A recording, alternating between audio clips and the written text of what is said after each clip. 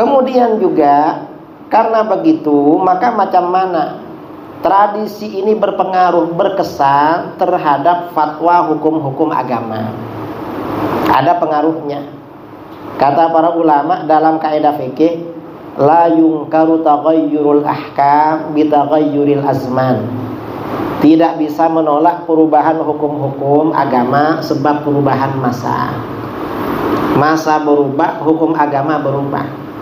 Ya sejak dulu. Ini contoh ya, pada masa Rasulullah, masa Abu Bakar, masa Umar, azan Jumat cuma sekali. Pada masa Sayyidina Utsman, azan Jumat 2 kali. Mengapa azan Jumat 2 kali? Penduduk Madinah tambah ramai.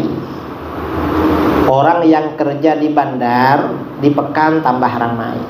Kalau azan sekali, orang itu terlambat ke masjid sholat Jumat. Karenanya azan 2 kali. Itu azan 2 kali. Mengapa azan pertama panggil orang ke masjid? Setelah orang kumpul ke masjid, baru azan lagi, baru khutbah. Jadi hukum ini berubah. Kalau di Indon, azan 2 kali tak cukup. Tapi macam mana? Masih kurang 1 jam atau 2 jam, masjid-masjid itu biasanya ada yang baca sholawat, ada yang baca Al-Quran. Cuma kalau di Malaysia kadang bagi tazkirah kan ya, kurang 1 jam, setengah jam saya sering tazkirah, ada itu. Mengapa? Kalau cuma azan kadang orang lupa. Orang ini sudah mabuk pikirannya, mabuk dunia, mabuk uang.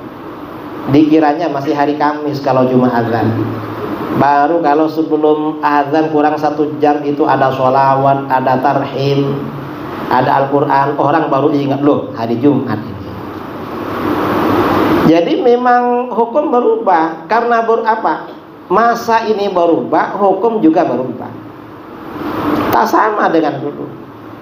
Karenanya di akhir zaman ini, fatwa-fatwa untuk masyarakat itu memang perlu yang mudah-mudah dibagi tahu.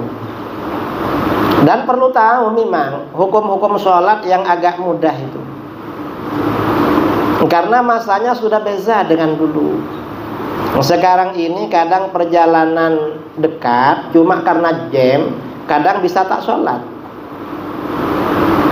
Makanya seperti macam-macam cara jamak sholat itu perlu tahu.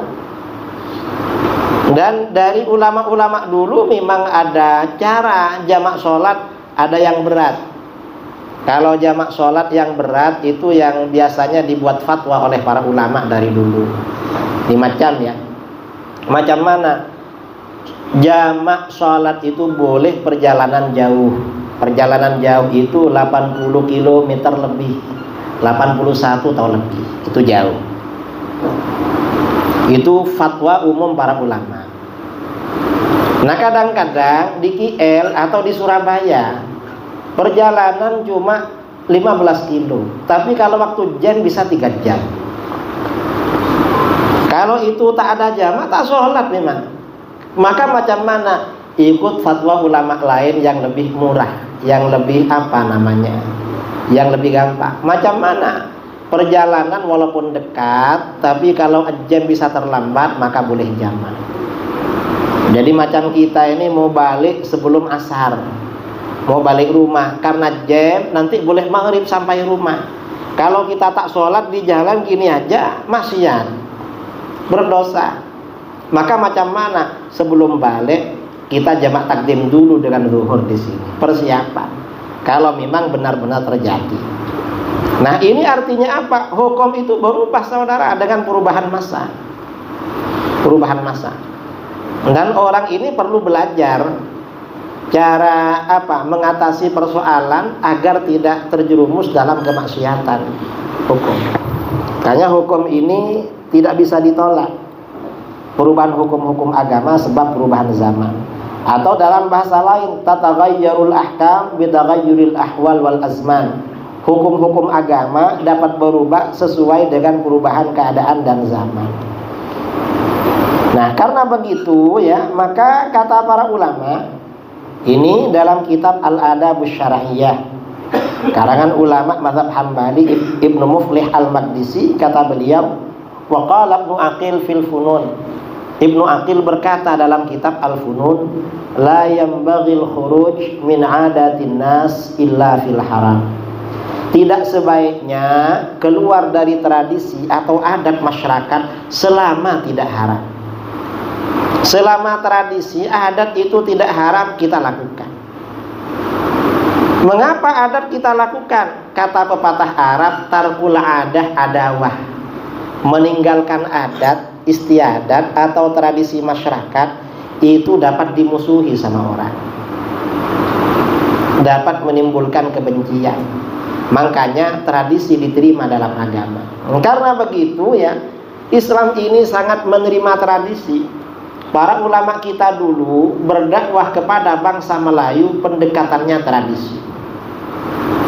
Banyak tradisi Melayu yang asalnya dulu dari masa-masa sebelum Islam, karena memang tak dilarang di dalam agama, tetap berlaku sampai sekarang. Contohnya macam apa?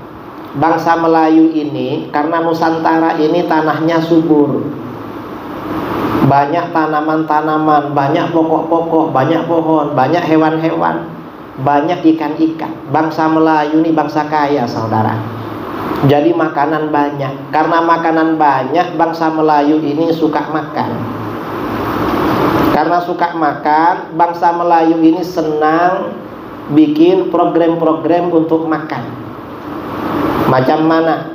Orang rumahnya mengandung, dapat 4 bulan bagi makan, dapat 7 bulan makan lagi. Ini sebelum Islam dulu.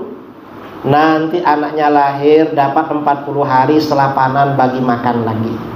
Waktunya turun ke tanah, makan lagi. Entah di sini ada apa enggak. Kalau di Johor sebagian ada. Nanti kakeknya mati, kakeknya meninggal dunia, bagi makan sama orang. Mengapa? Ya memang kita ini senang kumpul makan-makan itu, senang. Nah, akhirnya bagaimana? Para ulama kita dulu melihat tradisi macam ini, tradisi bagi makan ini sangat islami, tetap dijalankan oleh ulama dulu sampai sekarang berlaku. Begitu datang orang-orang Wahabi, apa kata mereka? Ini bid'ah, ini gini. Tapi kalau dibagi makan mau mereka. Cuma membid'ahkan. Mengapa membid'ahkan? Agar mereka tak payah buat macam itu. Karena kalau mereka yang buat nanti keluar duit. Jadi cuma mau makan aja ya. Kalau disuruh buat gak mau. Ya suka membid'ahkan. Gak bid'ah itu tradisi. Dan tradisi bagi makan ini tradisi yang sangat islami memang. Karenanya Islam ini tidak anti budaya, tidak anti tradisi. Dari dulu memang macam itu. Ini Islam ya, Islam Nusantara, Islam Ahlus Sunnah wal Jamaah macam itu. Yang Wahabi ini Islam Najd, memang beza. Nah, ini slot kedua yang perlu saya sampaikan dalam slot kedua ini. Assalamualaikum warahmatullahi wabarakatuh. Jamaah dimanapun berada, kenal dengan guru kita semua Al-Mukarram Ustadz Kiai Haji Muhammad Idrus Ramli, Singa Aswaja, Ahlus Sunnah wal Jamaah, mempertahankan akidah Asy'ari, fikih, Syafi'i, tasawuf, Sunni, Imam Abu Hamid Al-Ghazali. Beliau tidak bisa berkeliling Indonesia dengan segala keterbatasan usia, kesehatan dan lain sebagainya. Alhamdulillah ada orang memberikan wakaf tanah di Kerumutan Kabupaten Pelalawan, Provinsi Riau. Tanahnya Masya Allah luas. Saya sudah datang, saya ikut peletakan batu pertama. Mari kita support pembangunan pesantren Al-Hujjah yang dipimpin langsung oleh Ustadz Kiai Haji Muhammad Idrus Ramli. Kelasnya, asramanya, lokalnya, toiletnya, supaya anak-anak bisa belajar. Jangan sampai sesat, ikut aliran macam-macam. Nanti kita akan dituntut di hadapan Allah. Mari kita support melalui Bank Riau Kepri Syariah. Nomor rekening 820 200003. Sekali lagi, Bank Riau Kepri Syariah 820 200003. Ada rekening satu lagi, Bank Syariah Indonesia BSI 20019450001. Sekali lagi 20019450001. Bukan pribadi, atas nama yayasan. Nama yayasannya Yayasan Al-Hujjah Riau. Ma'akal tafa'afnaita, uang yang dicari dibelikan makanan busuk. Wa malabis tafa'ablaita, diberikan pakaian lapuk. Wa matasaddaq tafa'amdaita, yang diwakafkan untuk bangun pesantren. Itulah yang akan mengalir menerangi alam kubur sampai hari kiamat. Hadiahkan pahalanya, belikan satu sak semen untuk almarhum ayah, almarhumah ibu. Mengalir pahalanya dan anaknya juga dapat amal jariah. Berkah selalu. Assalamualaikum warahmatullahi wabarakatuh.